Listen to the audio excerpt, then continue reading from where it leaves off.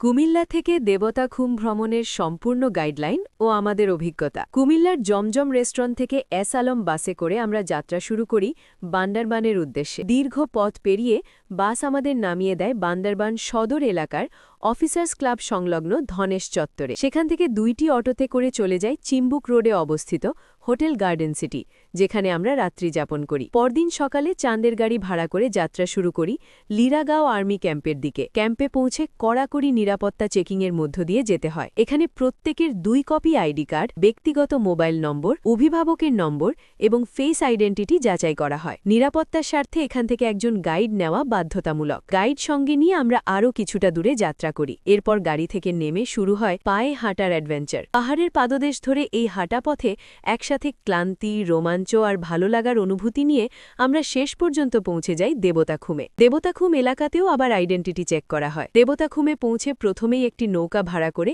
কিছুটা গভীরে যেতে হয়। সেখান থেকে সামান্য সামনে এগোলেই চোখে পড়ে প্রকৃতির আসল সৌন্দর্য। চাইলে বাঁশের ভেলা বা নৌকা নিয়ে আরও গভীরে প্রবেশ করা যায়, যেখানে দেবতাখুমের মোহময় রূপ পুরোপুরি ধরা দেয়। খরচের বিস্তারিত হিসেব। কুমিল্লার জমজম রেস্টুরেন্ট থেকে বান্দরবান এস আলম বাসে জনপ্রতি 900 টাকা। বান্দরবান থেকে চাঁদের গাড়ি আমরা ছিলাম 11 জন, মোট 6000 টাকা। উল্লেখ্য, আর্মি ক্যাম্পে গাড়ি নামিয়ে দিলে বাকি পথ হেঁটে গেলে খরচ কিছুটা কমবে, তবে পুরো রাস্তা গাড়িতে যাওয়াই তুলনামূলক আরামদায়ক। দেবতাখুম প্রবেশ টিকিট জনপ্রতি 200 টাকা। গাইড ও অন্যান্য আনুষাঙ্গিক খরচ মিলিয়ে প্রায় আরও 1000 টাকা। সব মিলিয়ে পরিকল্পিতভাবে গেলে দেবতাখুম ভ্রমণ যেমন নিরাপদ, তেমনি স্মরণীয় এক অভিজ্ঞতায় পরিণত হয়। পাহাড়, জল আর অ্যাডভেঞ্চারের অনন্য মেলবন্ধন দেখতে চাইলে দেবতাখুম হতে পারে আপনার